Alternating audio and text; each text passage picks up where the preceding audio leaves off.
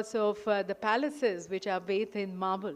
And many structures, as you go about visiting the city, you'll see they are painted in white.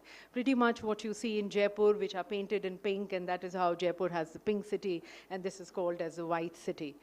So we really hope that you have a very wonderful stay here. You enjoy our rich hospitality. In fact, your stay here is an opportunity for all of us to showcase the richness of our culture, our heritage, our customs, our traditions through various mediums. The mediums of music and dance and art and craft, and also the cuisine of the Rajputana clan. This is the land of Rajputs, of the brave warriors. So we hope that you have a very good stay here, a wonderful stay here in this royal oasis.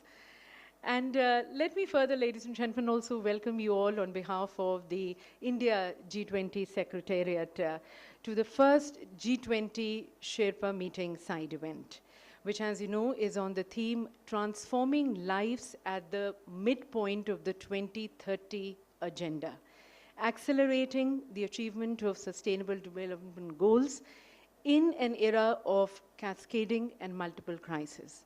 And the world in the recent past, we are all aware of the various crises which the world has been experiencing, be it the COVID-19, the climate change, the global warming, the geopolitical crisis, the economic slowdown, and all this has had a cascading effect on the speed, the scale, the pace, the achievement of the Sustainable Development Goals. And as we stand now at the midpoint of the 2030 Agenda, this 90-minute session which we have, ladies and gentlemen, with all of you, is towards ideating, discussing, deliberating, and looking into 4 key accelerators which have the potential to give a push, a drive to fast track the achievement of the Sustainable Development Goals.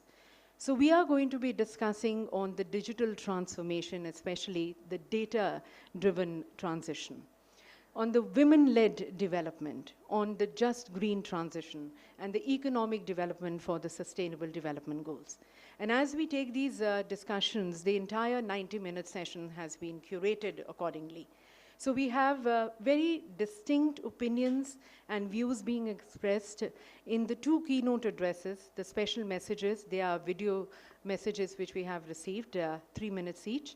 And that's going to be then followed by a very detailed panel discussion which we are going to be having with our experts, with our panelists. The session being moderated by Mr. Shombi Shab, the United Nations Secretary, Resident Coordinator here in India.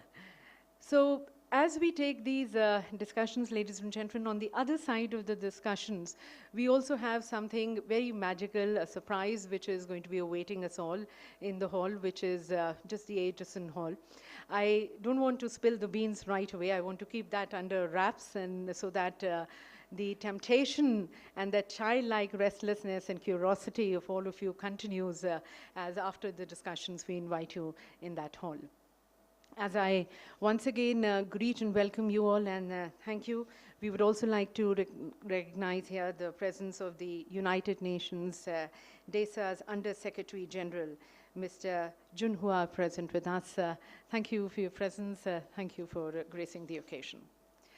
So with that, ladies and gentlemen, an outlook to this entire event, I would now like to invite our India G20 Sherpa, a very dynamic Mr. Amitabh Kant, to please join me here for his welcome remarks. Ladies and gentlemen, Mr. Amitabh Kant.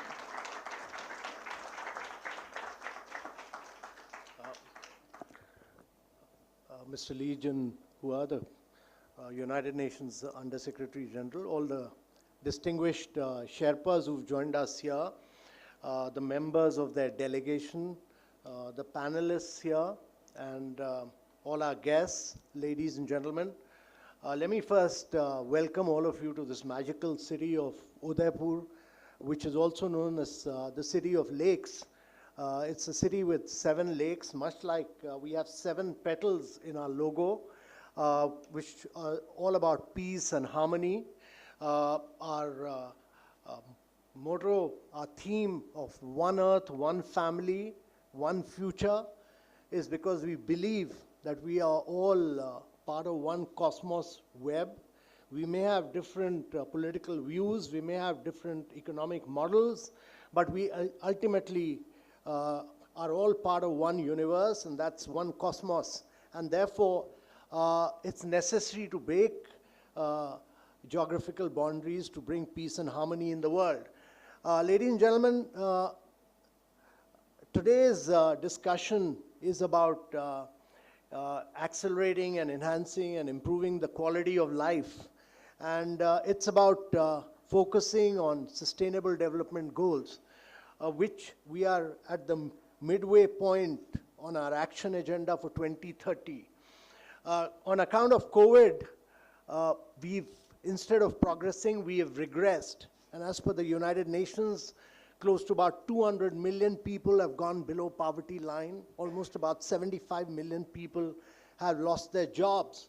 And therefore, if we are as Sherpas working for the leaders of the world, one of the key challenges before all of us is that how do we bring in inclusive, resilient, sustainable growth?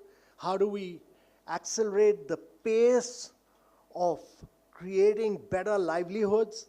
How do we ensure that there's better learning outcomes? How do we ensure that we can improve health and the quality of life of citizens all across us? One of the key challenges which we've brought out in our issue notes that we have circulated to all of you is that there is a huge challenge before all of us.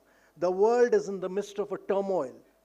We are passing through massive geopolitical crisis, which is being witnessed before all of us in Europe. We've seen the breakdown of global supply chains. We are seeing 70 countries in the world suffering from global debt. We are actually seeing a huge crisis of climate action and climate finance. And then, on top of all this, we are seeing a challenge of literacy, of health, of vast segments of population going below poverty line. And then there's a challenge of inflation, there's a challenge of slowdown of global growth. And all these, at this moment of crisis, India is taking over the presidency of G20. Our belief is that every crisis is a huge opportunity. And actually leadership is about finding path-breaking solutions in the midst of crisis. And therefore we strongly believe that we should really accelerate the pace of implementation of sustainable development goals. And that is why today's discussion is really kicking off the Sherpa track meeting. I think there's a huge onerous responsibility on all the Sherpas who have assembled here today, all of us, to look beyond the immediate, to look beyond all the crises, to look beyond how we can shape a new future, how we can shape a completely new world. And I think that is really the key responsibilities, because Sherpas really are meant to take their leaders up on top of the Everest. And this is a hugely challenging task for all of us. So ladies and gentlemen, I really think that today's discussion would kick us and bring all the key issues right on front, so that we can all debate in the next 2 days. The challenge for all of us will be to bring consensus on a vast range of challenging issues. And I'm truly delighted that we have the presence in Udaipur of all the countries here, and we have the presence of all the international organizations and every single of our invitee guests here today. So thank you very much for joining us. We look forward to a very fascinating discussion. Thank you very much, ladies and gentlemen, for joining us in this magical city of Udaipur. Thank you.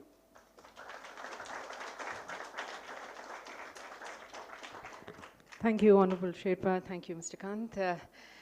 Ladies and gentlemen, as we now move into our discussions, we first have the video message by Ms. Rebeca Grynspan, the Secretary General of United Nations Conference on Trade and Development and the coordinator of the United Nations Global Crisis Response Group Task Team. May I request our technical team to kindly play the video. Of the Excellencies, I am honored to be with you at such an important meeting at the start of the Indian G20 presidency. The world, and especially the Global South, has high hopes of India's stewardship of the G20. I want to thank Sherpa Amitabh Kant, whose reputation for action and results precedes him. I also want to salute my dear friend, Susana Malcorra, a recognized leader of my region in Latin America. Dear friends, we are in an era of cascading crises. COVID, climate change, and the cost of living crisis are all increasing poverty and hunger at alarming speed. Geopolitics, not economics, is now at the driving seat of globalization. Now, cascading crises mean cascading inequalities. We saw this all too crudely during COVID. Almost everywhere we looked, gaps that were already too wide got wider. This was true for gender gaps, for rural-urban gaps, for wealth and income gaps, for digital access gaps, for formal versus informal employment gaps. Inequalities makes us fragile. Closing gaps builds resilience. And there is no better way to close gaps collectively, inclusively, and sustainably than through the 17 SDGs that all countries in the world agreed to 7 years ago. The 2030 Agenda remains the only truly global win-win agenda that we have left in an ever-fragmenting world. So to accelerate the SDGs, we need three things. We need, first of all, investment of the right scale and magnitude. Developing countries face a yearly SDG funding gap of around $4 trillion, up from $2.5 trillion when the 2030 Agenda was approved. The only way to close these widening gaps is by using all the tools we have and making the international financial system fit for purpose. Here, the G20 holds the key for action and change. We need to work in three areas: liquidity through special drawing rights, for example, investment through more involvement from the private sector and more funding from the development banks, and a debt framework that tackles the unbearable debt burdens that many countries are suffering in the Global South. In this last regard, we are proposing to this year's G20 an independent review of the G20 debt agenda to fast-track the debt reform process, which is now almost stalled. Second, we need to embed SDGs in our government's national development strategies.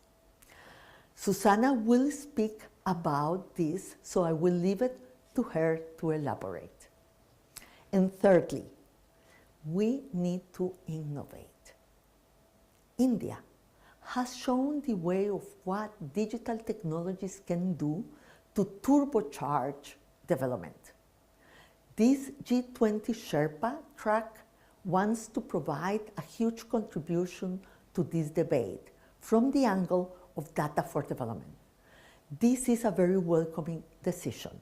In our latest UNCTAD's Digital Economy report, we highlighted the problem of the rising fragmentation and widening divides of the data landscape. To close the digital gap, we need also to close the data gap. Because the only way to leapfrog is through digital technologies that are accessible and empowering to all, in finance, in health, in education, in local government, in e-commerce. Mr. Sherpa, dear friends, India's G20 presidency and all member countries can count on our collaboration and commitment to these results. Together, we stand a chance. The G20 can provide important answers to our problems. Time is running out. We must not delay. Thank you. We really appreciate Ms. Grynspan's thoughts and views. And now we have the video message from Ms. Susana Malcorra, the former Foreign Minister of Argentina and the Chef de Cabinet to the Executive Office of the UN. If you can play the video, please. Good afternoon. As President of GWL Voices, I would like to thank the organizers of this first meeting of the India presidency of the G20 for giving us the opportunity to participate.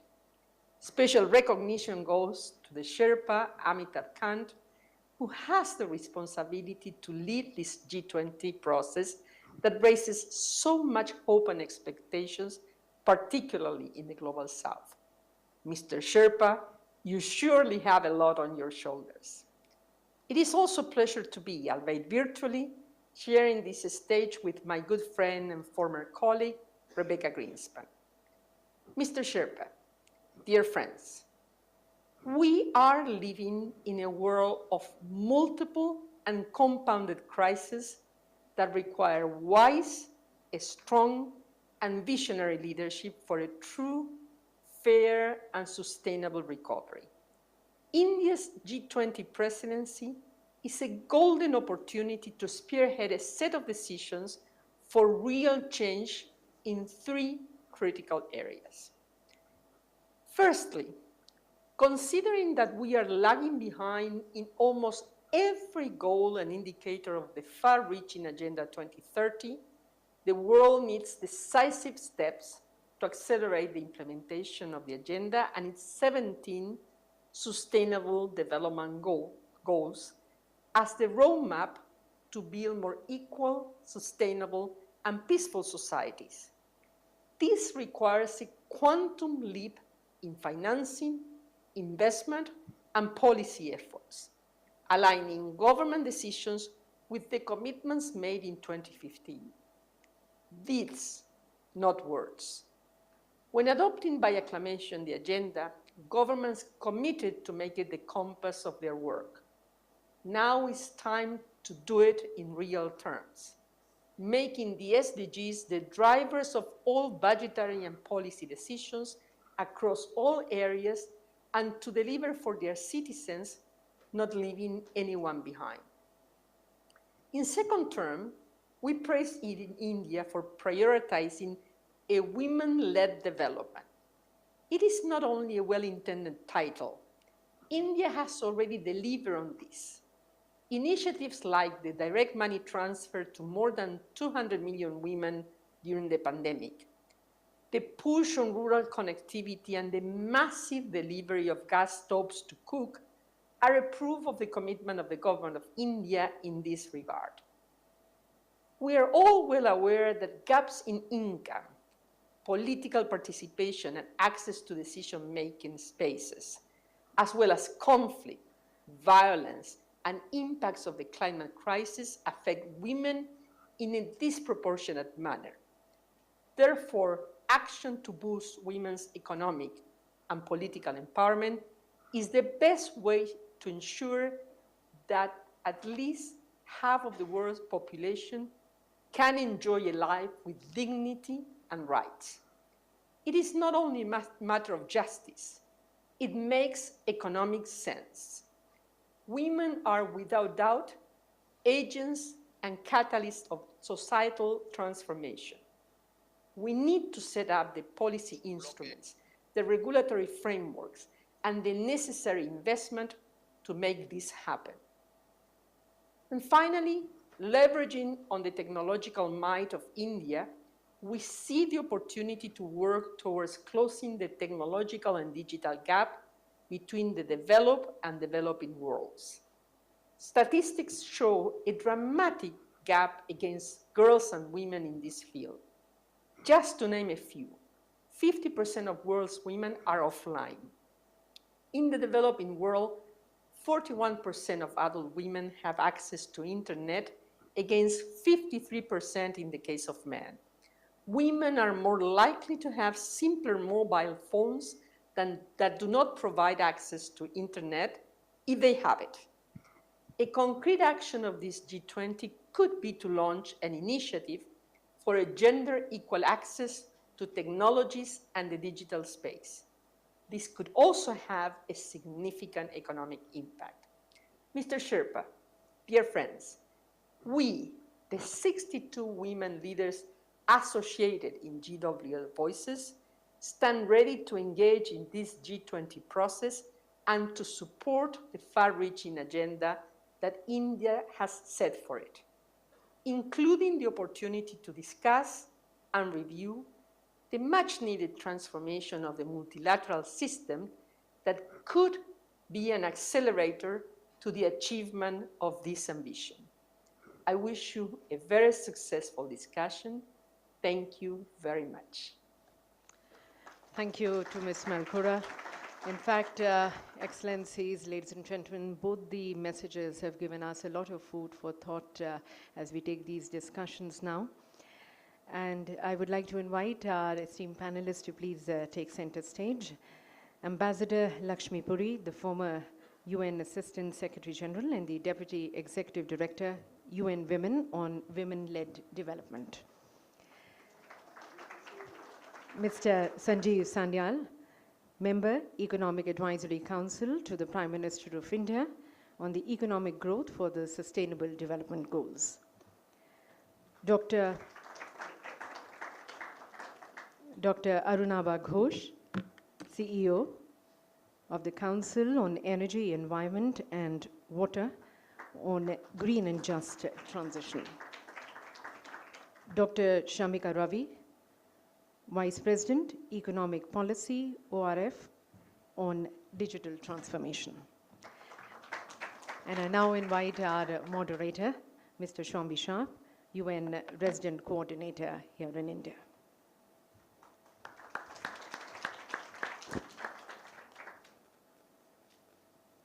So once again, welcome to everyone, and I hand over the stage to our moderator. Thank you.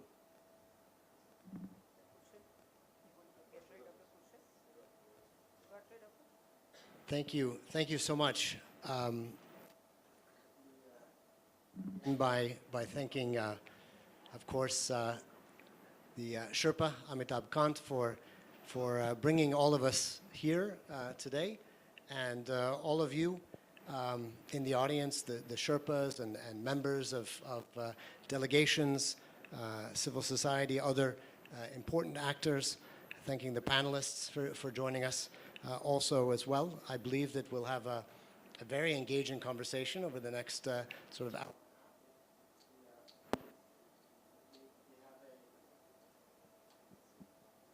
Is that working? Yes. We have an all-star selection here.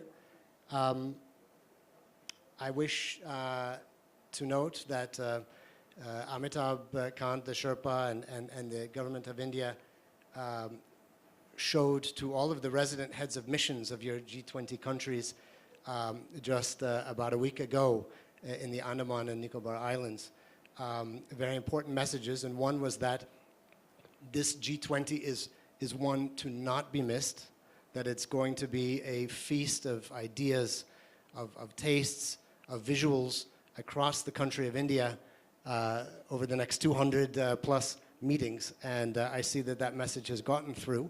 And I think we would just reiterate that to your capitals, not to miss, because as we can see, every single meeting will be something quite special.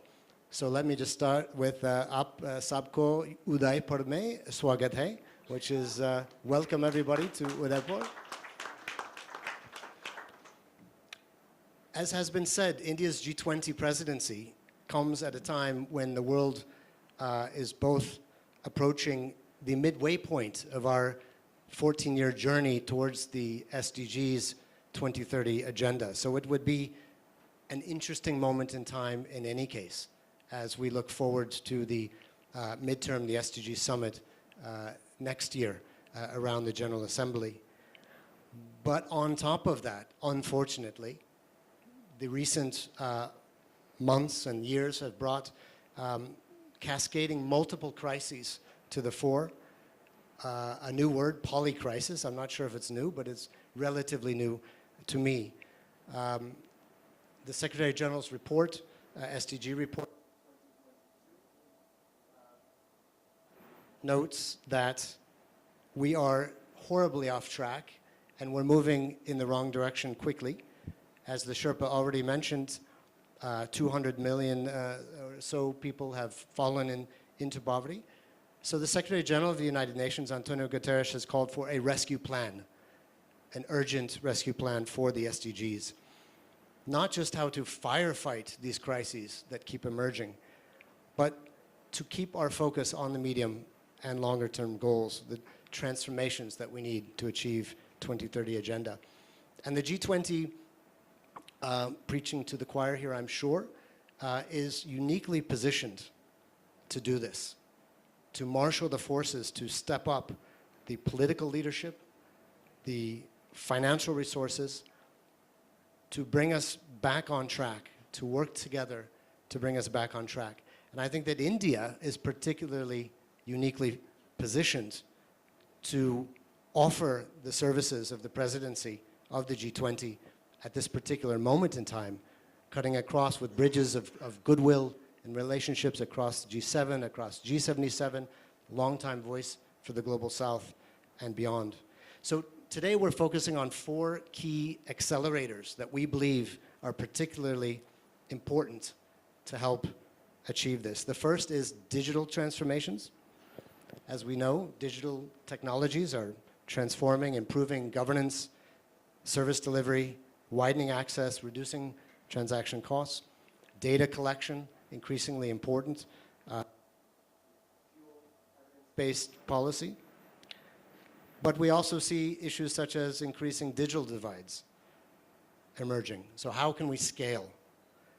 For this discussion, very, very pleased to have with us Dr. Shamika Ravi, Vice President of Economic Policy at ORF. Dr. Ravi is also a visiting professor of economics at several leading graduate business schools in India, a former member of the Economic Advisory Council to the Prime Minister of India, and her research is focusing on economics of development, including the areas of finance, health, urbanization, and gender. Our second accelerator is just green transition. The goal of net zero emissions and the transition to a low carbon economy, economic model globally, managing the trade-offs between economic growth, SDG achievement, and leaving no one behind, or at least the trade-offs that currently exist, is a major challenge. And this is all fresh in our minds with the recently concluded COP27 in Sharm el-Sheikh. So we're very pleased to have Dr. Arunabha Ghosh, CEO of the Council on Energy, Environment and Water, CEW for short. Dr. Ghosh is an internationally recognized public policy expert and author who founded CEW in 2010, just over 10 years ago, 12 years ago, and has guided it to become one of the leading policy research institutions in Asia. In fact, among the world's top 20 best climate think tanks as well. So welcome, Dr. Ghosh. The third accelerator is women-led development. Gender equality is, as we know, the key to unlocking achievement across all of the SDGs.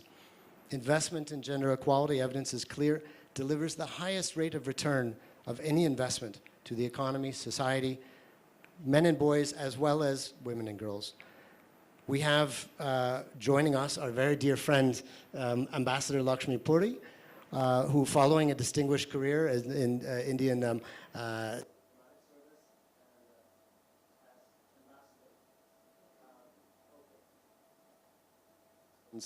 a little more reliable, hopefully, and as ambassador, then joined the United Nations and served as Assistant Secretary General and Deputy Executive Director of UN Women. Very pleased to have you as well, Ambassador Puri, for the discussion. And then finally, but certainly not least, the fourth accelerator is economic growth to power the SDGs. So in the context of deteriorating economic conditions and the continuing crisis in energy, fertilizer, food prices, the hydrocarbons and carbohydrates, as has been said, the increasing debt distress across the world, especially in lower and middle income countries, we have to ensure that we have inclusive, sustainable economic growth to power the SDGs. Very pleased to have Mr. Sanjeev Sanyal, member of the Economic Advisory Council to the Prime Minister of India, an internationally acclaimed economist and best-selling author, formerly the global strategist and managing director at Deutsche Bank, visiting scholar at Oxford University, adjunct fellow at the Institute of Policy Studies, also senior fellow at the Worldwide Fund for Nature, and young global leader named by the World Economic Forum in 2010. Wonderful to have you as well with us, Mr. Sanyal. So I think if everybody could just join me quickly in a round of applause for our panelists.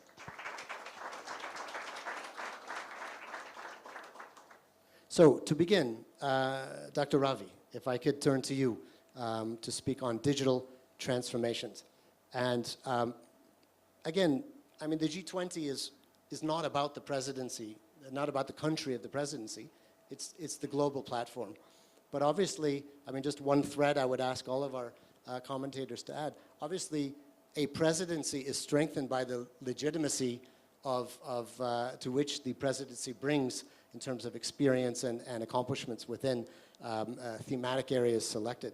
But in this, Dr. Ravi, in this vaunted era of the fourth industrial revolution, what do you see as the potential of digital technology for these issues we've raised, for governance, development, SDG achievement? What are the challenges that countries are facing in adopting, in scaling up, and in helping to narrow the digital divide that we see emerging? Your thoughts, please. Thank you, Mr. Chair. You know, one of the biggest stories of this millennium has to be the speed at which a low middle income country, remember India's per capita income is $2,200 per year. So for a low middle income country to have leapfrog and transformed digitally within such a short period of time is truly a untold story, something inexperienced previously. It is something that holds lesson, I think, for the global south as a whole, but also for the affluent nations of the world, because particularly post the pandemic, exclusion, whether it is in the case of health or gender, issues of climate, technology has proven to be a great enabler. Now in India, we face first order problems of access to healthcare, access to schooling, access to job markets, and yet what we have noticed over the last 7 years, 8 years now, is the basic welfare architecture, which is a combination of Jan Dhan, which is people having access to bank accounts. For many years, we were talking about financial inclusion, and yet all it took the country was about 4 to 5 years to provide banking services or access to bank account to almost every household in the country. So Jan Dhan becomes one of the tenets of that. The second is having access to Aadhaar. Aadhaar is really a unique ID which every Indian has access to now. Now for the longest time, when we were doing our PhD 25 years back, we used to find that one of the biggest impediments to financial inclusion is not having access to address proof. Households not having access to basic identification used to be one of the biggest impediments. It was never really a matter of capital. It was a matter of how do you provide a revenue model where this could become feasible, and Aadhaar proved to be that second tenet. And finally, mobile phone. The speed with which India has adopted telephony, even in the remotest part of the country, and hopefully you will travel to some of those parts. You can go to Nubra Valley, you can go to Kutch, you can go to Nagaland, you can go to Nicobar. You have access to mobile telephony everywhere across the country. And this entire transformation has really occurred in the last 7 to 8 years, which is a phenomenal success for a country, again, with $2,200 per capita per year. So I think that story in itself needs to be told and retold, and in many ways scrutinized. Because it is not just a matter of supply. We believe in the Say's law that if you build it, people will come. Supply creates its own demand. Except in technology, that isn't always the case. If technology is not accessible, if technology is not simple enough, for the longest time we believe that the bottom quintile, the poorest of the poor, will not be able to understand technology. Technology was really limited to the better off, the top quintile. It was more an urban phenomenon, and yet we have noticed in a very short period of time, illiterate people, people who have never been to school, people who don't really recognize letters and numbers, have very quickly adopted telephony and smart mobile, and just knowing how to use these kind of technology means that there is a considerable amount of product design that has gone at the back of simplifying what used to be seen as complex technology. So I think the product design of it and the very timely scaling up of these basic technologies to the length and breadth of this massive country in itself provides a template. It provides a template for, I think, the global south as a whole, that how do you make something scalable, how do you make something cost effective, in which case it becomes a sustainable solution to a lot of our problems. Particularly vis-a-vis the SDGs, since that is the area for focus here, almost all of them have to do with access and affordability, whether it is poverty alone, it is access to labor markets, education, healthcare. In all of these, technology has proven to be a great enabler because it is providing access to healthcare. In fact, I should give you a few examples just to make it more concrete. In some of our poorest provinces, some of our poorest states in the country, where we don't have nurses or doctors available in the villages, these primary health center or the sub-centers, which are the most local, the closest public health facility to a citizen, when we don't have adequate quality human resources in medical care, a lot of them are digitally connected to facilities which are far away. So there are many primary health centers which are connected to doctors and medical practitioners as far as Andhra Pradesh or Karnataka, who are then providing these kind of council services, because again, technology is what makes a lot of this possible. Particularly when it comes to healthcare and education, technology has shown that, and great extent of digitization has again shown that it will take us some time to plug the HR gap. We truly right now, one of our biggest impediments is skilled manpower. Again, health is one example, but it is true in education as well. And a lot of these digital solutions are helping us overcome these problems. Some of these models are also actively getting exported. Many of these business solutions are getting implemented in countries of Africa, in other South Asian countries, in some Latin American countries. So I think India's experience, and when you say legitimacy, Shyam, I think it's a very important point, that our experiment with digitization and technology over the last few years have also given us a kind of a legitimacy to make this into a template, to take these lessons to the rest of the world, and provide possibly some solutions to the common problems that we are facing globally. Thank you very much, Dr. Ravin. I think some points that you've raised very, very important, and clearly India is one of the leaders in terms of looking at digital transformations as a digital public good, and that's very relevant to the idea of sharing approaches with other countries, South-South cooperation and other such models. So perhaps we'll come back then to that in just a bit. So Dr. Ghosh, if I could turn to you. I would say all governments, the notes say the majority of governments, so maybe not all, but essentially all governments have agreed that we must urgently transition to a low-carbon economic model. I mean, everyone agrees on that goal. And while the recently concluded COP27 negotiations in Sharm el-Sheikh, for all of the challenges and differences of opinions that are expected, did deliver a historic deal on loss and damage fund, yet to be materialized. So we have to see what does that look like. But at least that's something that's especially the developing world, Global South, has been calling for 30 years. Now, India has led calls for a just green transition. Not just a green transition, a just green transition. Reducing the trade-offs, of course, between SDGs and leaving no one behind. Getting to that point, that equilibrium where everything is coming together. So what do you think, in your view, what is a just green transition? What would it look like? How does it differ from just a green transition and what we have today? Please, Dr. Ghosh. Thank you, Mr. Sharp, and good day to everyone. When I set up CEW 12 years ago, one of the first projects we undertook was, when India hosts the G20 presidency, what would be the agenda for global governance? 12 years on, I'm extremely privileged to be here on this panel, having this discussion halfway between our progress towards the SDGs. You know, at COP27, Mr. Sharp, there was a panel that I was on with the Secretary General, as he had appointed me to this high-level expert group on net zero commitments. And a similar question was asked.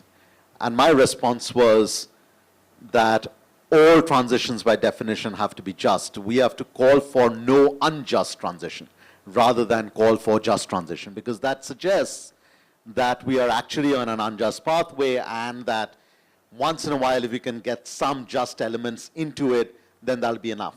In fact, it has to be the other way around. All transitions by definition have to be just. It is the unjustness that we have to work around. Now, what does that translate into? You know, when we talk about the energy transition, my response is there's not one, but many energy transitions that we are going through, not just India, but across the developing world. The first is access to energy. Whether it's clean energy or dirty energy, it's access to energy. And on current trends, we'll still end up with well over 1 billion people across the planet not having access to clean cooking energy by 2030, and about 700 million people that will have no access to electricity when we hit 2030. Compare that to, especially since we were talking about the revolutions in the digital domain, over the last 12 months, up to October 2022, another about 170 million people got connected to the internet across the world, which means in the remaining part of this decade, we'll have about 1.4 billion people who will get connected to the internet. And yet, 700 million people will have no access to electricity. So the unjustness that we have to deal with is the first access to electricity or access to cooking energy story. And that's where, again, in the last 7 or 8 years, there's been exponential change in India. When the SDGs were announced in 2015, India had the largest number of people without access to modern energy. We've increased access to clean cooking fuel from what was about 50% of households to upwards of 80% of households. And we've electrified 28 million households within 18 months, leading up to household electrification rates going upwards of 98%. That's transition number one. The second transition is that this will all also happen in the context of a very rapidly changing pattern of energy demand as people in the developing world shift from rural areas to urban areas. India is the fastest urbanizing major economy, but there are hundreds of millions of people on the move. And when hundreds of millions of people are on the move, it changes the pattern of energy demand for a building such as this, the transportation network, how you cool things, how you move food, how you store products, and so forth. The entire nature of commerce and the energy driving that commerce changes.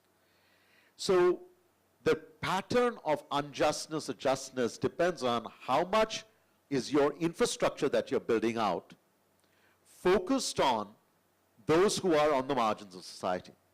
So if I may use an example such as transportation. You design a city badly, the poor will live further and further away, and they will have to travel vast distances in order to earn an income.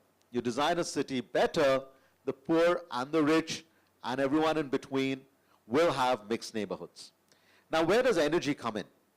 The electric vehicle targets or objectives we have in India today, out to 2030 creates a market of about $206 billion. But if you look at where public policy is focused, it's on electric public transport. So a few months ago, there was a tender raise for 5,000 electric buses. You're procuring not just the buses, but the mobility of electric transport service. The success of that tender is now being upscaled now to a new scheme for 50,000 electric buses. So the focus is not how many people can buy Teslas, it's how many people can ride electric buses to work.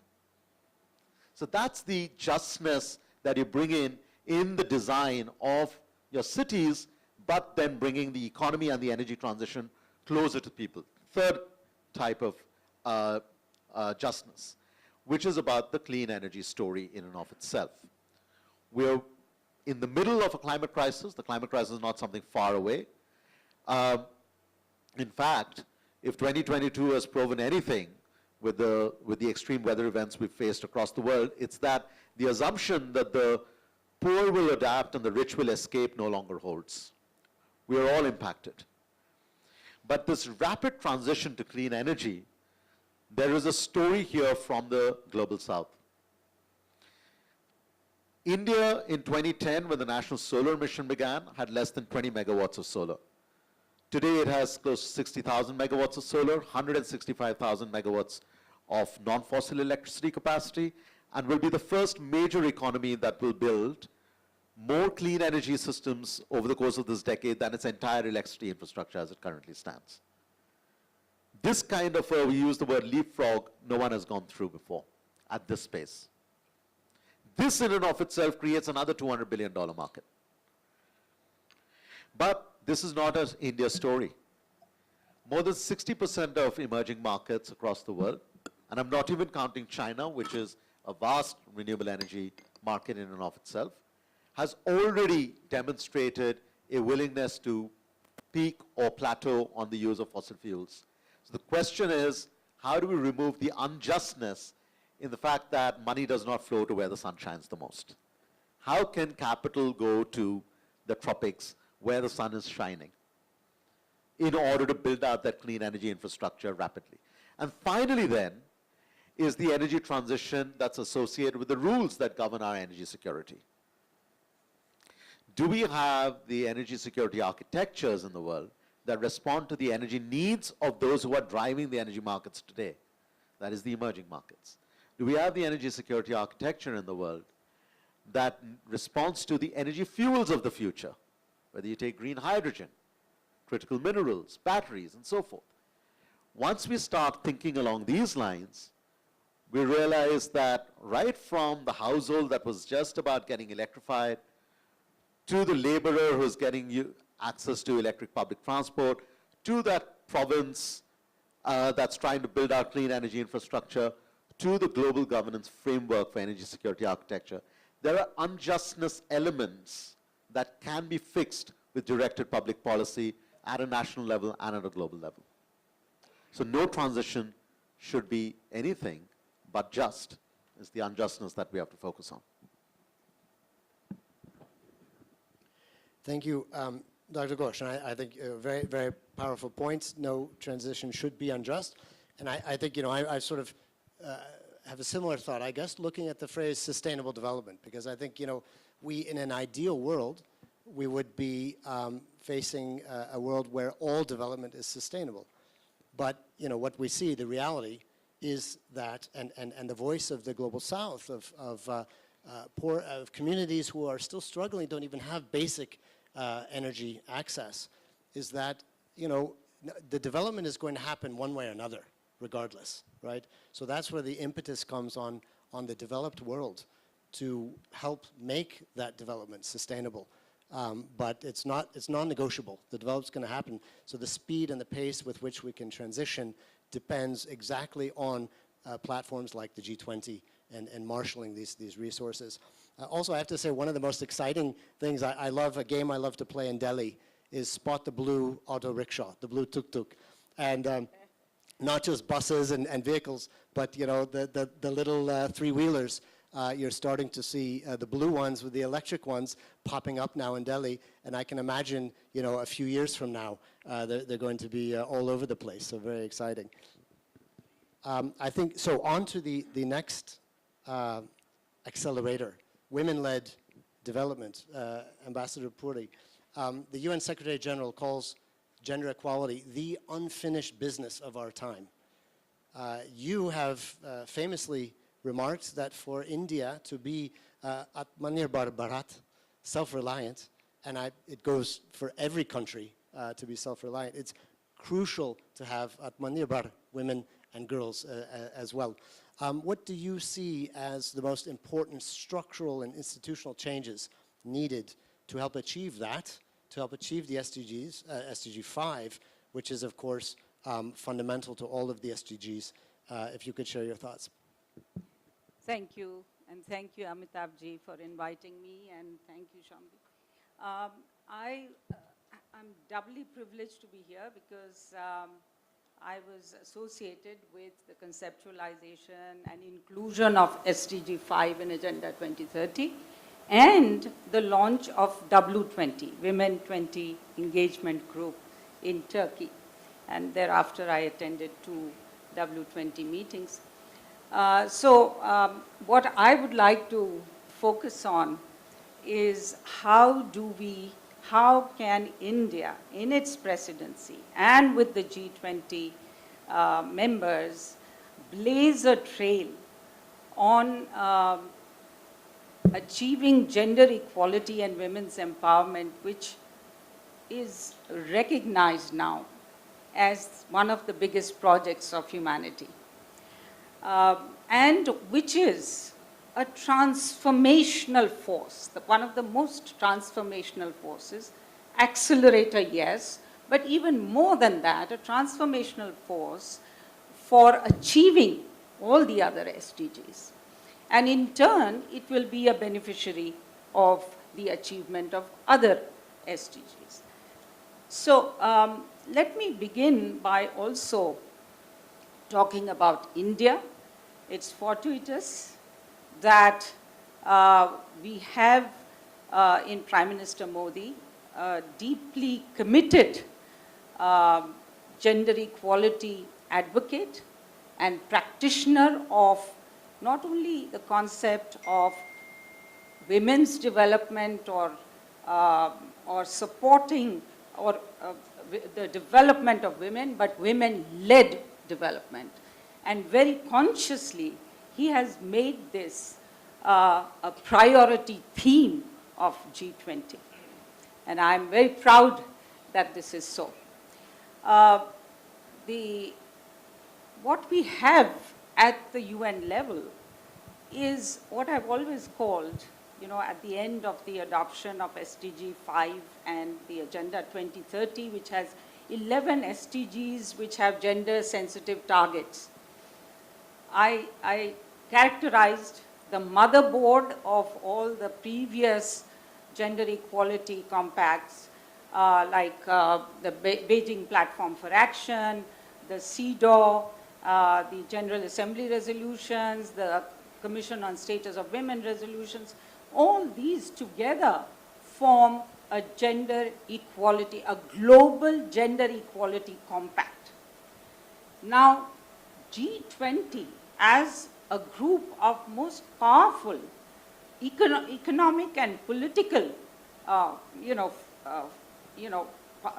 engines, if they can give traction to this compact, what I would call this is the normative of implementation.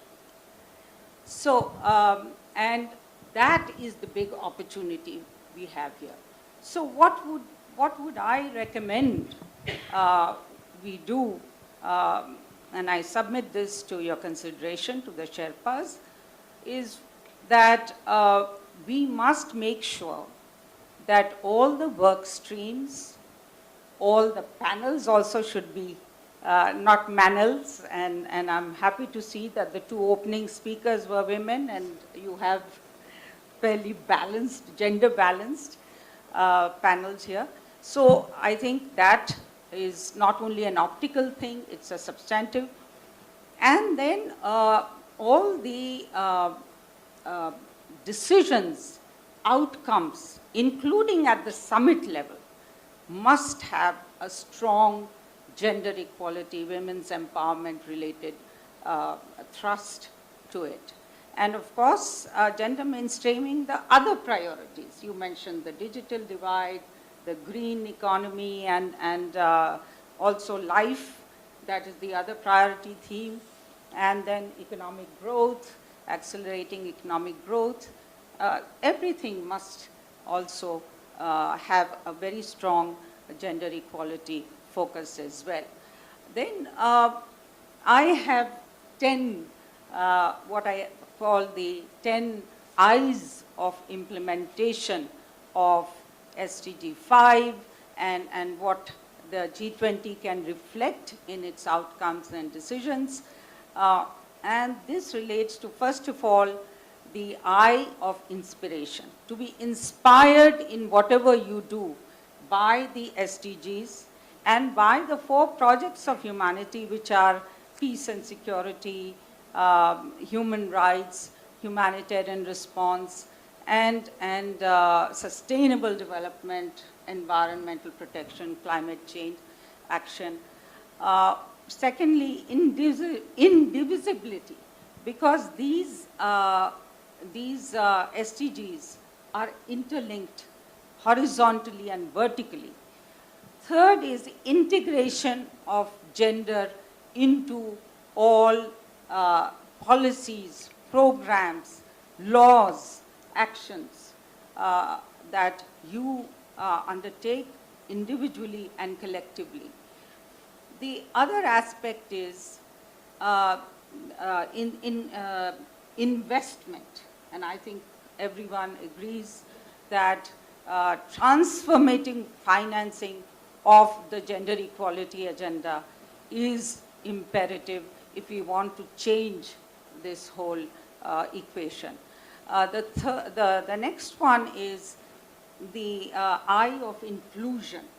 All stakeholders, multi-stakeholder engagement in this, private sector, government, everyone must be part of this. And of course, the women's movement, civil society, men and boys, and it has to be a campaign, a people's movement. We call it Jan Andolan here. And the Prime Minister has indeed made many of these issues that he has picked up, like Beti Bachao, Beti Padhao, as Jan Andolan, a people's movement. The other aspect is the eye of information. We need a gender data revolution.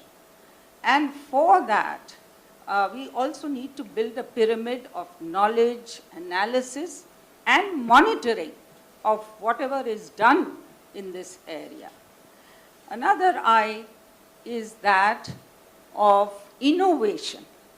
Innovation in both in terms of using scientific and technological progress for gender equality, leapfrogging as you mentioned, leapfrogging into a different level of gender equality and women's empowerment, including economic empowerment, but also social innovation, economic innovation, and political innovation.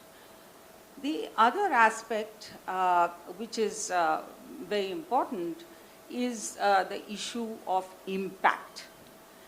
I know we talk about impact investment, we talk about various other aspects of impact, but whatever you do as G20 on this theme of women-led development must have an impact for the women on the ground.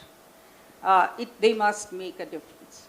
So all of these elements need to be built into, I have already mentioned investment, but also there is this whole issue of how we break this, the big divides that are there.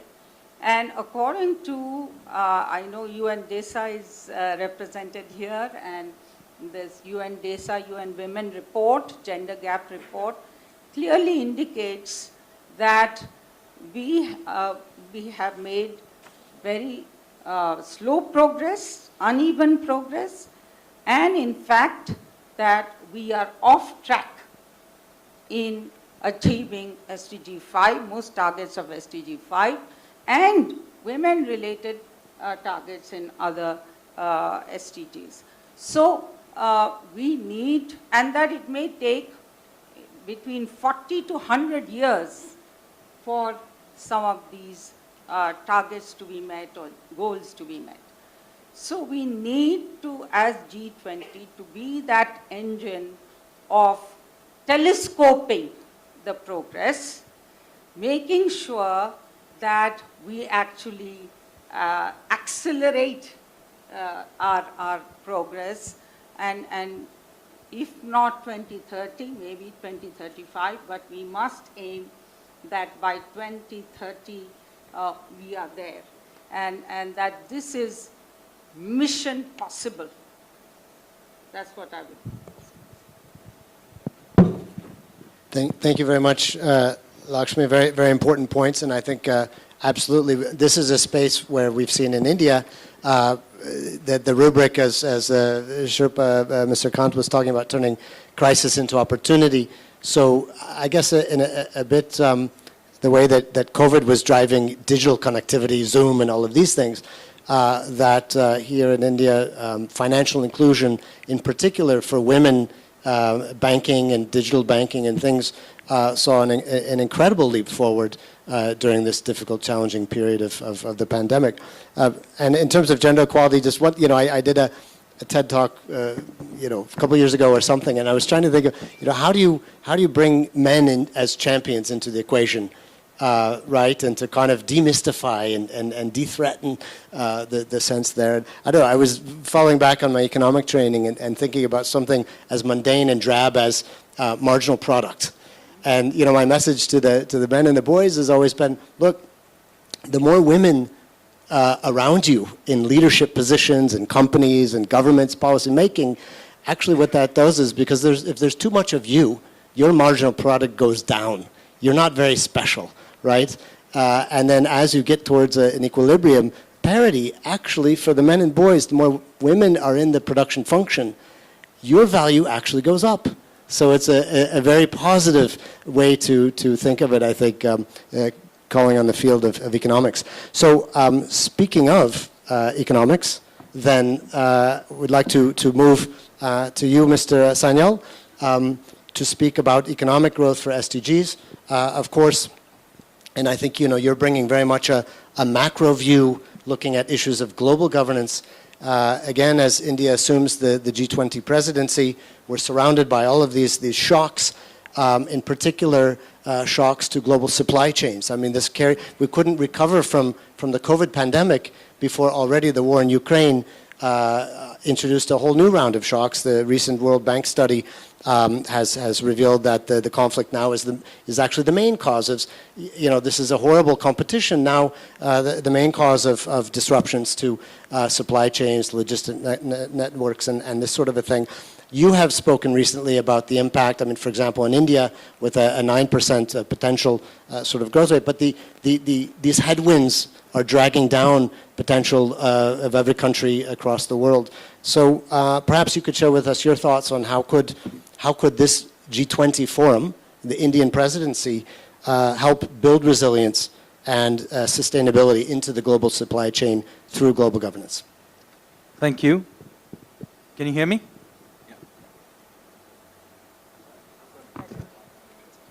Thank you. So let me begin by welcoming Sherpas from all over the world to India. This is a beautiful city, so I really hope you enjoy your time here. As far as growth and overall economic activity is concerned, obviously this is an absolutely critical thing for reaching our SDG objectives. As Shamika was stating earlier, India, for example, has a per capita income of only $2,200 per year, $2,200 per year. And this is, by the way, after several years of very high growth rates. Just a couple of decades ago, this was barely $300 a year. So this is after several decades of high growth we have reached. So as you can imagine, particularly for the global south, sustaining high GDP growth rates is critical to being able to achieve these SDG objectives. Without that, all we are doing is redistributing poverty. But even for relatively richer, more advanced countries, this is important because most of the advanced countries now have very high debt levels. And as we enter into a world which is beyond, zero interest rates, clearly having sustained GDP growth rate is critical even for those countries to remain solvent. So reviving growth on a sustainable basis is an absolutely critical factor. Now here in India, the good news is that our potential growth rate has dramatically gone up in recent years. Despite all these headwinds, we should be able to achieve almost 7% GDP growth rate in this year and somewhere in the range of 6.5 to 7% GDP growth rate next year. Now this may sound like a very good growth rate, but we can easily do better. A very restrained response to COVID from a macroeconomic sense, to using the bulk of our resources to ramp up demand subsequently into infrastructure, doing large amount of supply side reforms. All of this has meant that, at least in my estimation, India, if it gets a clean highway, can sustain GDP growth rates of 9% per annum for many years. But we can't do this right now because of all this turbulence that we face. Now there are many things we need to do, and I'm not going to bore you with long litany of things that should be done. And in any case, this is not about India, but more about G20 and what the international community should do. But certainly, let me say from the perspective of the Global South, an important thing has got to be the management of global commons. Now there are obviously a fair amount of discussion about one kind of global commons, which is the environment, climate, and so on. But there are other kinds of global commons which don't seem to get quite as much of media time and mind space. Let me give you some examples. Let's say energy supplies, or supply chains, or payment systems. Just to give you a bunch of examples of vaccination supplies as we saw during COVID. Now these are critical because these need to be maintained not merely from an efficiency perspective, but also from a resilience perspective. Unfortunately, and I'm not here to finger point, I'm just pointing out that these things cannot be weaponized in any way. And there needs to be, at a G20 level, and this is where the leadership really is required from people in this room, to achieve some sort of a global understanding on how to maintain the resilience and continuity of all these global commons. Now there is one global common I'm going to talk about, which may seem quite obscure, but I think is absolutely critical. When you're trying to achieve SDGs, ultimately you'll have to deal with a large number of factors that are subjective. So it's all very good when you are dealing with objective things and you can have objective targets. But there are many of these will be vague and subjective and fluffy. That doesn't mean they're not important. They are important, they're just difficult to pin down with objective numbers. Now the way the world is trying to solve it right now is through creating various kind of ESG targets. Now I think that's a good idea at one level. The problem is that the narrative of how these ESGs are to be measured unfortunately ends up in the hands of a very few groups of agencies and think tanks, most of them not in the Global South, unfortunately. And so this leads to a very imbalanced approach to what these ESGs should be and how the conversation around many of these fuzzier factors has to be.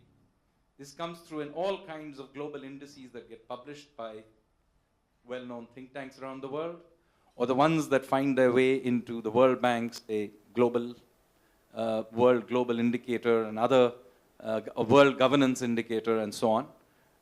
And so I think there has to be an honest conversation and transparency about how all of these subjective factors get captured, and that this is done in a way, whether it's on freedom or democracy or any other kinds of or gender equality, we need to have standards that are transparent. The way they are measured and who measures them and whose opinion is used has to be transparent. Without that, all you end up with, unfortunately, and I'm going to use this word, a form of neocolonialism. And I think this is a conversation that needs to be had now. Thank you. Thank you. Thank you, Mr. Sanyal. Very, well, not provocative. I mean, I think well-placed point that clearly the global sort of discourse, the think tank, the global tank of thinking is still overwhelmingly influenced by think tanks, high-income countries and such. I think that's why the T20 is such a fantastic platform to have, and with ORF they're leading, and India, of course, is bringing many very strong think tanks, RIS as well, and others to the conversation. So I think the point well taken that we need to strive more and more for balance in terms of really a global representation around those almost qualitative sort of indicators as you've mentioned. So I think perhaps why don't we do this? I'd like to come back. I want to keep some time for Q&A. So while the colleagues in the audience are kind of thinking of their questions, and I'm sure there will be many, if I could come back to you quickly for just sort of a very rapid fire response to a second round, drawing a thread there, and then we'll go to the to our dear colleagues in the audience, Sherpas and others. So, Dr. Ravi, you were considered one of India's most trusted COVID-19 statisticians. And that means a lot. Statisticians are not always the most trusted. So, thousands of people were eagerly awaiting for your daily updates on Twitter and such, the power of the social media. So you're clearly a deep believer in the power of data and the democracy of data. How do you see that as a catalyst for accelerating SDG achievements? How can the G20 be a force for good in terms of addressing global gaps in data coverage and that issue of trust in data? Please. You've often heard that data is the new oil, except that crude oil by itself is not very useful, which means that it's just a lot of noise if you don't possess the power and the capability to really analyze it and transform data into information that can be used. Now the SDGs, and I'll talk particularly about specific ones. For instance, an average size of a district in India is 2.5 million people. So our districts are very large. We have 740 districts. We are a fast digitizing economy, and yet a lot of our policy making, again, we have very few health, education, etc. policies being made at Delhi. A lot of the action is in the states, but even the state in India is a very large entity. What we have to move towards is more precision policy making, which means we need this kind of real-time information, knowledge at the district level.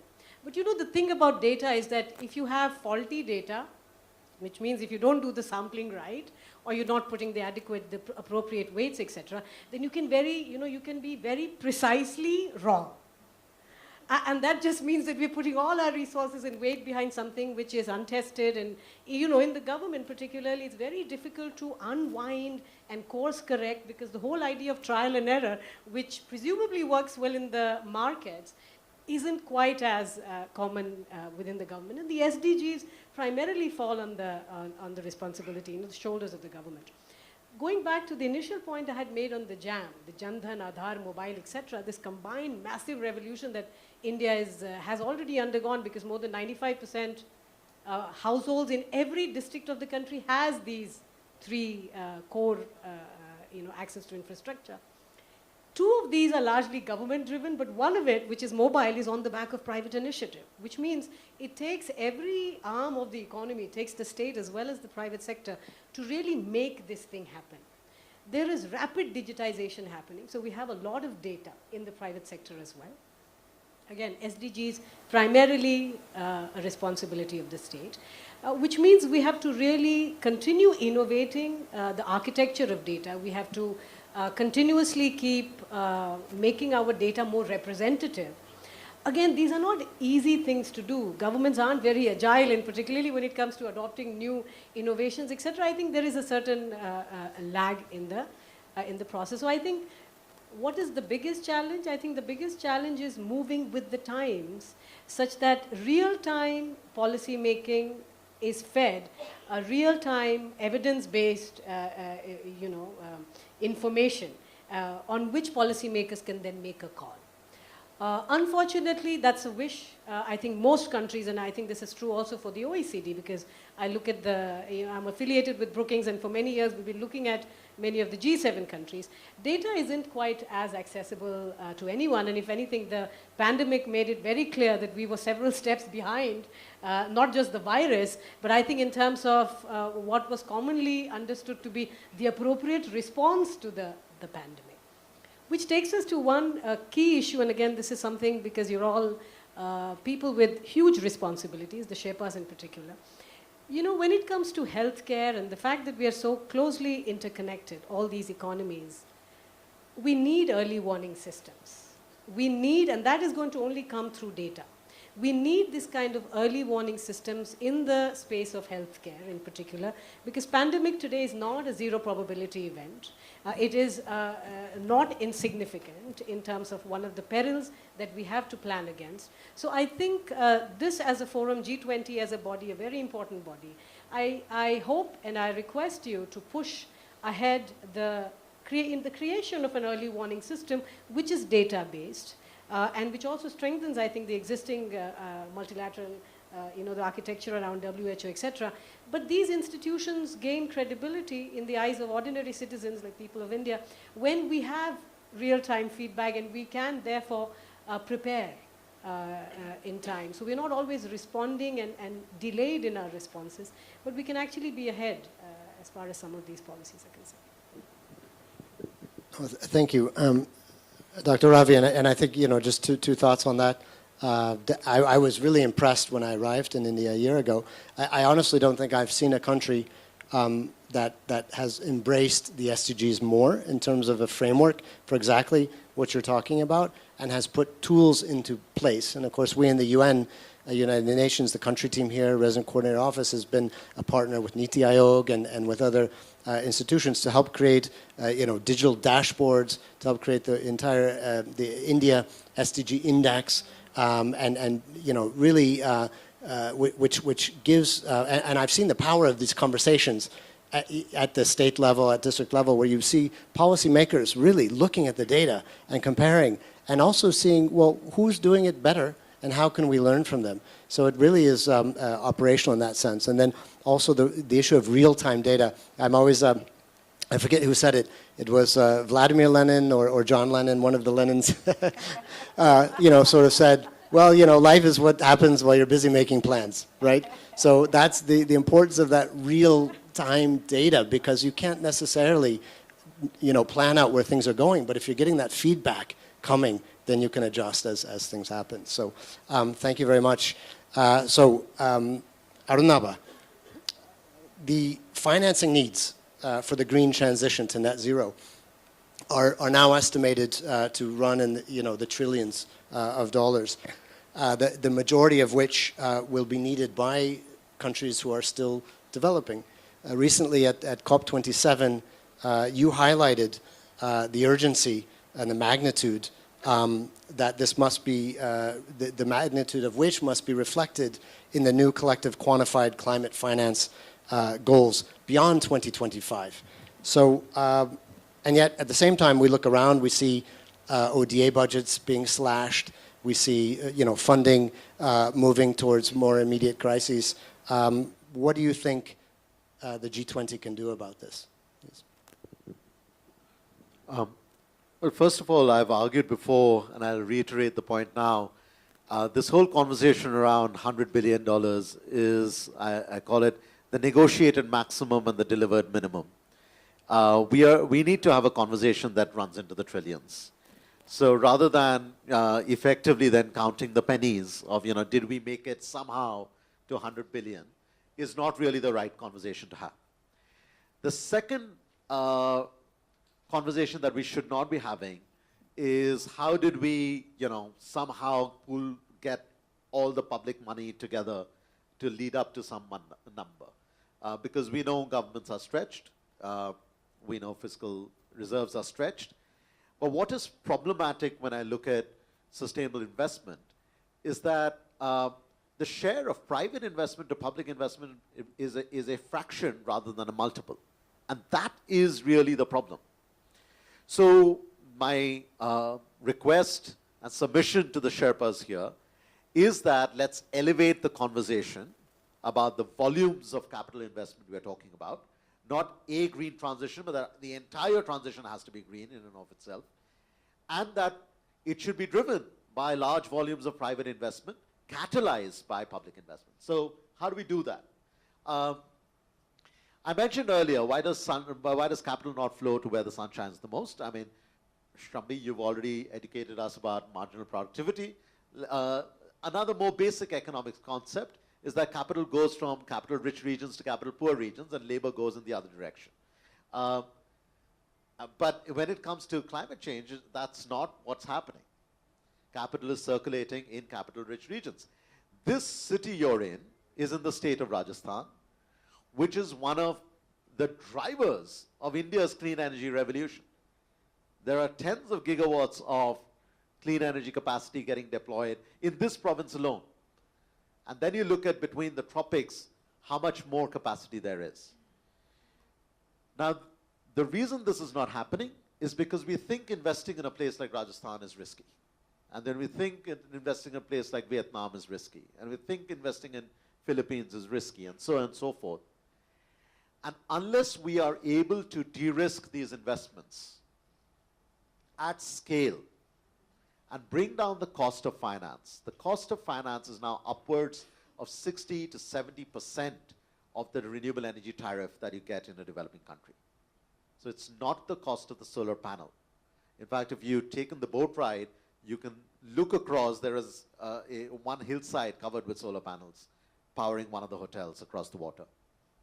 So it's not the cost of the panels, it's the cost of the finance. And what the G20 can do is think seriously about large-scale de-risking of investment for sustainable infrastructure in the global south. Bring down the cost of finance and the sustainable infrastructure and the private capital flow. But there's one more submission I'll have to make to you, which is that we've talked about multiple shocks. There's a COVID shock, there's a climate shock, there's a currency shock, there is a food shock. As countries get buffeted by these shocks, the fiscal reserves, the limited fiscal reserves, are going towards battling the immediacy of the shocks, the urgent crises, and the urgent problems are trumping the important problems. And that's why we are sliding back on the SDGs. So how can we create, I think it was Rebeca Grynspan talked about the SDRs, the special drawing rights, and liquidity. How do we create an insurance cushion against these compounding shocks for the world's vulnerable, which pays out when shocks beyond a certain threshold hit, so that the government that's hit by a food shock or by a fuel shock or by a fever shock in the form of pandemic is not looking for what money can I take away from my government budget to deal with the shock, but there is a global facility that is able to respond to those shocks, but capitalized in an innovative way. If we can do these kinds of things, and there are more I don't want to get into, then it's really about driving or unlocking or unbottling the bottlenecks that are limiting the private investment going into the very regions where the vulnerable live, but also, as Sherpa said, the opportunity also rests. Thank you, Dr. Ghosh, and I couldn't help but where I come from, there's a phrase you're talking about, money not going where the sun shines. There's a phrase where I come from more about things that where the sun doesn't shine. But I don't want to. Maybe that's the flip side of that. But I think that your points are well taken. I mean, we had the United Nations Secretary General Antonio Guterres here on a visit to India quite recently, just last month, and two things. We visited the launch. He participated with Prime Minister Modi in the launch of the Lifestyles for the Environment initiative, which is principally about a global nudge framework to move consumers to responsible consumption patterns, driving, recognizing, kind of as you said, that it's not and it can't all be about international actors, even about governments. It's about businesses, but it's also about individuals. We also visited Modera in Gujarat, which was recently inaugurated as India's first fully solar 24/7 village. And I have to say, quite remarkable. 1,600 households, all fully powered the full day round by solar, 1,300 with solar panels on the roof, then a solar field for the rest of the community, large battery storage facilities. So it doesn't matter, rain or shine, dark or night, they're powered by solar and they're selling back the surplus to the grid as well. So the investment opportunities absolutely are there. And it's the private sector, though, that will be the key, really, if we get where we need to go. So I think, let me then quickly move on to Lakshmi. Basically, women, again, I mean, this women empowerment, gender equality is a universal problem across the world, right? To different degrees, but it's a universal problem. And women are facing discrimination in social and economic context in every country in the G20, again, to different degrees. But what you talked about the 10 I's, so you're already getting pretty specific. But what do you think out of those, really specific tools and mechanisms could be launched possibly by the G20 to address? Thank you. Thank you. One of the I's I forgot to mention was institutions. Creating, resourcing, strengthening institutions that are dedicated to gender equality and women's empowerment, but also gender mainstreaming of other key institutions, particularly economic and financial. So that was one thing that I wanted to add. Having said that, I've looked at all the outcomes of the G20 summits that have been held so far and found that there are something like a dozen outcomes that relate specifically to supporting, advancing gender equality and women's empowerment. So the first thing I think this summit needs to do, or this G20, the 18th G20 summit needs to do, is to harvest that, to consolidate all of what has been agreed. And then India's presidency also then needs to add value and put together some initiatives which I'm being bold as to submit for your consideration of the Sherpas. One is this, what in the action agenda, Addis Ababa action agenda, we had talked about transforming financing of gender equality initiatives. So here, platform for funding women-led startups and linking with angel investors, again based on the Indian experience of Startup India. And there is very much an arm that has been supporting women startups. Then the facility, there is of course V5, which had been established.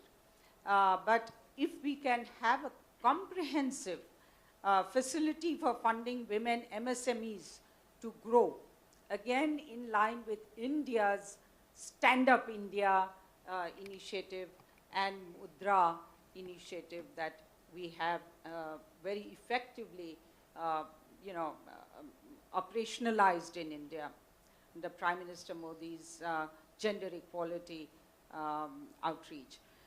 Gender responsive budgeting, it's there in the action agenda, but I don't find that commitment, at least I couldn't find it in any of the outcomes. So I think a commitment, gender responsive budgeting by governments and gender responsive government procurement, a commitment to that. And then, of course, digital empowerment. We have some outcomes. I know in Indonesia, we had some very good beginnings made. But let us have a comprehensive, what we call women edge. That is women empowerment in digital economy. So this can bring in all the elements, not only of education and skilling, which was mentioned in Indonesia, but also bringing the bridging the digital gap through access to infrastructure, as you were mentioning, to devices, to education and skills as a comprehensive package. And then the whole issue of environment, life, climate change, perhaps some kind of guidelines for valorizing and increasing women's role, especially at the grassroots level in all of this, and supporting that. And then the gender data revolution. I think that is something that G20, many of you are supporting, are doing many things, but can we scale it up and can we combine and cooperate and be a model and support the global south? In all of these, of course, that's the model that we are recommending. And then this is something that is very closely related to the whole issue of jobs. The World Economic Forum has identified care economy jobs as one of the sunrise areas of job creation, among the others that are dying, the jobs that are dying. And women are prominent in the care economy, but not in decent jobs, but not in quality jobs, and informal, and also they are burdened by the care work. So under SDG 5, there is a commitment to value women's care work, but also to provision it, and also in terms of providing 1 billion. We had calculated when I was in UN Women, we had done a study whereby you can create 1 billion jobs, quality jobs, if we regulate and if we scale up and skill up the care economy. So a care economy alliance, some of you are part of UN Women's Care Economy Alliance, but even if we don't look at that framework, we can have a G20 framework building on that, which then on one side eases the care burden of women, enables them to go into the job market, which has also been identified as one of the constraints, and also at the same time enables them to get, and men and women, both men and women, get the benefit of these quality jobs, the 1 billion quality jobs. So these are some of the ideas, and of course, these are to be implemented both individually and collectively by G20, but also as lighthouses for the rest of the countries, including the global south. Thank you so much, Ambassador Puri. And I think, what you're talking about, again, it's whether, I've seen traveling around the country here in India, engaging with communities, seeing the important role that women have played as, on the forefront, first responders to COVID pandemic, to, women scientists in terms of the whole, pharmaceutical response, these sorts of things. We just don't have time for this luxury of gender roles I mean, that's not, it's a fiction. It's a sort of a social fiction, socially constructed fiction that we need to work to bring down those barriers for equal opportunity. Fully agree. My mother grew up on a farm in Kansas in the 1950s with 2 other sisters, a whole farm and 3 girls to run it. They didn't have any time to think about, you know, oh, well, it's not for a girl to be driving tractors and doing all of these things. And only much later did she come across these ideas of gender roles. So thank you for that. Mr. Sanyal, if I could then ask you quickly, you know, of course, as mentioned, World Bank is forecasting, you know, a significantly deteriorating global economy as we look a little bit forward ahead. And, you know, somebody once said there are sort of 2 things, 2 processes a reasonable person really doesn't want to witness. You know, one is sausage making, and the other is economic model making. That aside, previous G20s have also faced challenges and have come up with some milestone, let's say, successes. 2009 London Summit helped create a package to rescue the global financial system that was in free fall, of course. Basel III package as well, introducing reforms into global banking with systemic risk in mind there. Italian, Saudi presidencies have sort of partially suspended some of debt servicing requirements, things like that. Any ideas on the role that G20 could play now during India's presidency along those lines? Thank you for a very important question. Let me say, for somebody who spent a lot of time messing around with economic forecasting models, that sausage making is far neater. And I think this is an important point.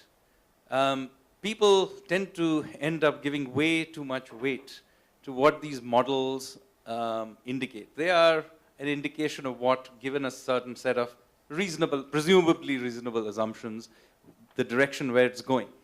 But the reality is that we live in a complex, messy world. All kinds of random shocks happen. And it's actually impossible to predict them. If you want to understand what I mean, just go back to the beginning of 2020 and look at what the forecasts were about where the world was going to go. And then COVID came and hit us and threw all those numbers out of the window. So let's not kid ourselves that we can look into the future no matter how good those models are. I think, therefore, what we really need to, and this is where G20 comes in, what we really need to think about is about resilience. For far too long, economic, particularly global economic architecture was focused essentially on optimization and efficiency in a very static sense. Whereas what I think we have learned is that what we really need to think about as well is resilience and the ability of the system to respond quickly, particularly taking feedback from an evolving situation. Incidentally, that was at the crux of India's own response to COVID. And I can see that because I was, of course, at that time the principal economic advisor to the government. And of course, we had to make all these decisions on the fly, when to lock down, when to open up, how fast to be put vaccination through. There's no rules out there.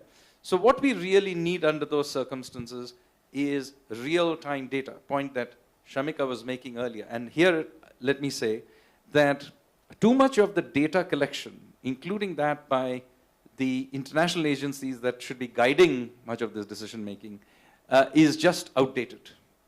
There are far better data now available from multiple other sources in this digital age that we need to begin to incorporate into the way the surveillance of the world economy happens. And I can give you the example again of my own experience. In the middle of the COVID, it wasn't that I was sitting around waiting for the quarterly GDP number to come. I had to make decisions using data from, the monthly GST number, or Google Mobility Index, or data on power consumption that I can get almost daily, but wouldn't have been normally used, and stuff like that. Satellite photographs of luminosity, and all kinds of strange things. So the point I'm making is, global agencies now need to get on there and began incorporating these things, and so the international organizations need to begin taking these kinds of real-time data seriously.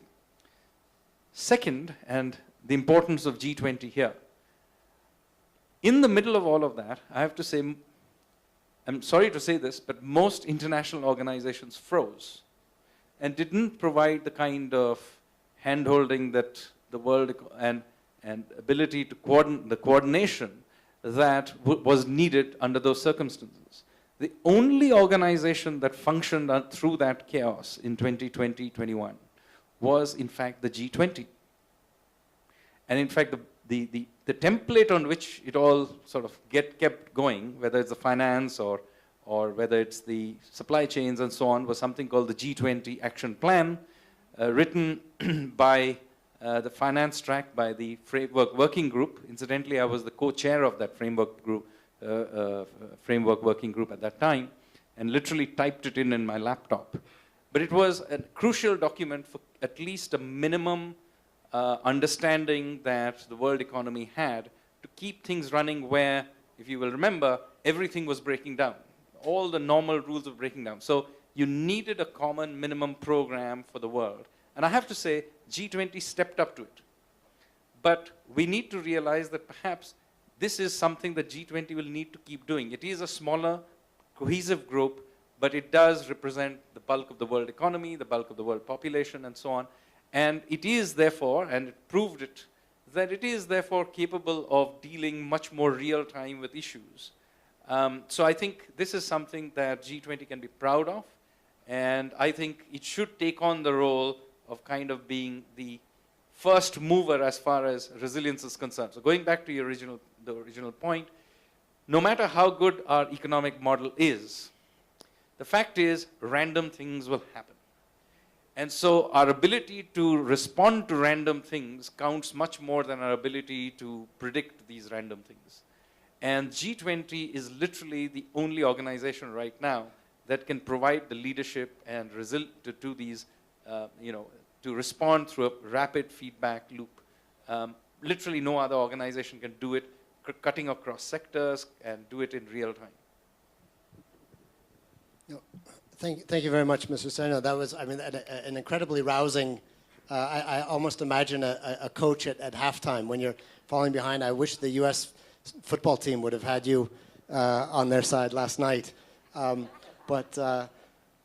Anyway, dear colleagues, and speaking of optimization, perhaps you have a model from my time management optimization skills. We're running a little bit behind, but it would be sort of remiss not to have any Q&A. So I'll ask, our host Sherpa, Mr. Kant, do we still have time to take one or two questions? Yes, okay, we have the green light, if there are any, of course. Colleagues, anybody would like to ask any question, make any comment to any of the panelists here? And perhaps we can just take, maybe two or something like that, 2 or 3 max, and respond. Did I see hands? There seems to be some movement over there. It's not an auction, so don't worry. You're not going to be buying an expensive... Yes, please. Please, Ashish, yes. Oh, yeah.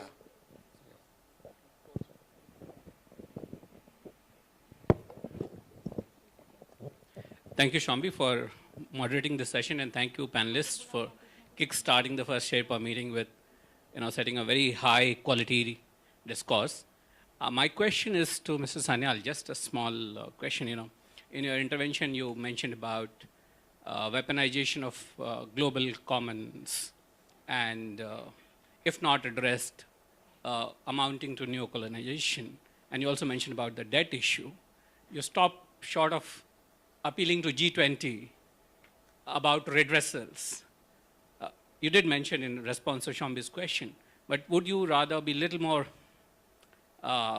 your subjective understanding of G20's functioning, and how could we start from now a discussion leading to some real solutions? Thank you.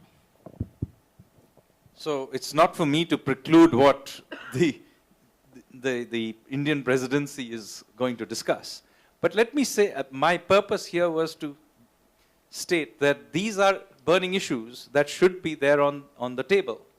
And the global commons, and as I said, I don't want to be pointing fingers at anyone, but whether it is resilience of energy supplies or keeping payment system running or supply chains running or vaccine distribution or whatever the issue, or the issue about ESGs and the narrative building, all of these are global commons. There may be many others. I just named a bunch of them that came off the top of my head. Environment and climate has, of course, been around for a while. So the purpose here is that this is the forum where these trade-offs, discussions need to happen honestly. And of course, some part of these discussions happen behind closed doors, as they should be. But I think, and I hope, that the Indian presidency will be the year in which many of these very thorny, tricky issues, which have popped up in very recent last few years, do get honestly redressed in some fashion. And this requires a lot of give and take on all parties. But the fact is, we do need to recognize that these are global commons, first of all, because very often it may be that one or a tiny group of countries may be in any one space, be the suppliers of that global common. But it is still a common because everybody uses it. So I think there is to be a conversation about it. Secondly, and linked to it, there has to be also conversation about resilience as well, not just about supply. So let me take an example so that you understand what I mean. Let's say global payment system, right? So one thing is, should SWIFT be used or not used for sanctions and so on? So that's one part of the discussion, and you can take it. But there is also a resilience point. Can SWIFT be the only one? What happens if SWIFT breaks down because of, it could be anything. It could be deliberate, or it could be a breakdown because of some random technical shock that spreads through the system. We need to begin to think about what are the second order, third order ways of keeping the world economy going. And surely, for a world that has just gone through COVID, and we've seen how easily many of the things we think are completely solid break down very quickly. And global chip supplies is a very good example. Nobody thought that that was a big vulnerability, but many economies around the world got stuck because chips were not available. So we need to begin to think about the world not purely in pure efficiency terms, but also in resilience terms. So I think that is a second aspect that also needs to be taken into managing these global commons. I hope I was able to answer your question. Thank you. Fantastic. And perhaps one more question, if there are any. We may have time, or perhaps that's covered it. Okay, I think in that case, I would like to, I'm not even going to try to summarize the conversation. I mean, I think that's, in a way, will take place over the next 200 plus meetings, leading us through to the Leaders Summit. But just wanted to thank everybody. I mean, I think that there are certainly several points that are very clear. One is that the world is in a lot of trouble right now. Two is that the trouble creates opportunity for innovation, for leapfrogging. Three is that the the G20 is uniquely positioned as a platform to be a force for addressing the trouble that we're in at the moment. And four is that India is uniquely positioned as a presidency of the SDG at this moment in time to play a convening role. And this requires, obviously, the hard work of all of you in the room, of all of the Sherpas, of all of the countries engaged, and all of in the engagement groups and civil society and business and such, coming together, unifying at this point in time. The world is looking to all of you, to all of us, as never before. Let us make this an SDG 20. Thank you very much. In fact, stealing the words there, thanking all of you for a very high quality discourse and discussion we had. I would like to invite once again our India Sherpa, Mr. Amitabh Kant, to please join me here as we express our gratitude, appreciation to our panelists for this very extensive discussion which we've had.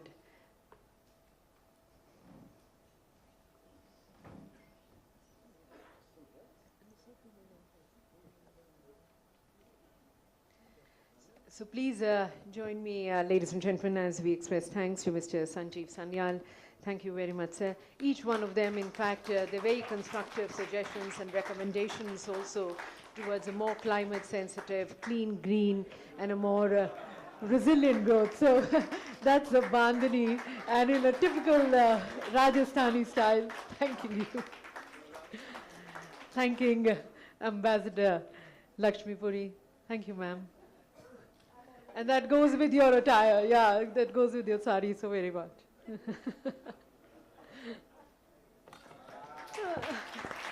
Thanking Dr. Aruna Baghosh.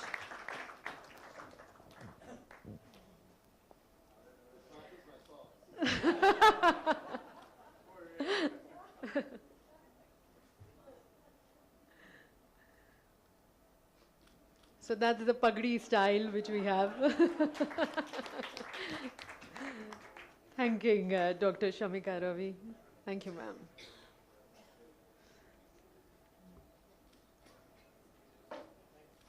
An excellently moderated session by our moderator, thanking Mr. Shambi Shah.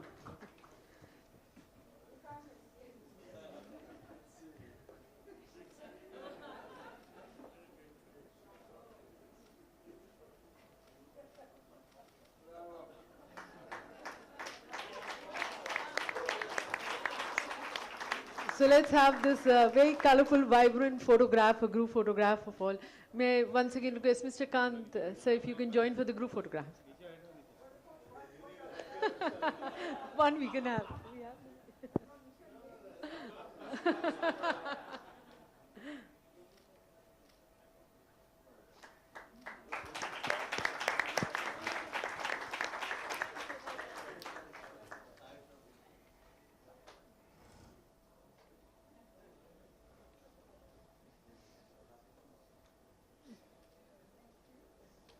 Thank you. So, Excellencies, ladies and gentlemen, as I mentioned earlier, there's something very exciting and magical awaiting in the other hall. Now, you all have traveled, I'll just take a minute of yours. You've traveled in different parts of the country. You must have seen many a beautiful art and craft and many a paintings. But what you're going to be witnessing